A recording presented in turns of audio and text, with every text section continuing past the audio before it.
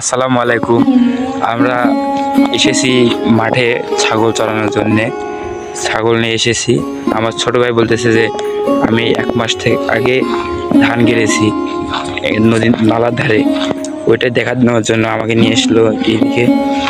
দেখেন ধানগুলো কীরকম হয়েছে, আমিও দেখি, আপনারাও দেখেন, মনে হয়তো সুন্দর হয়েছে।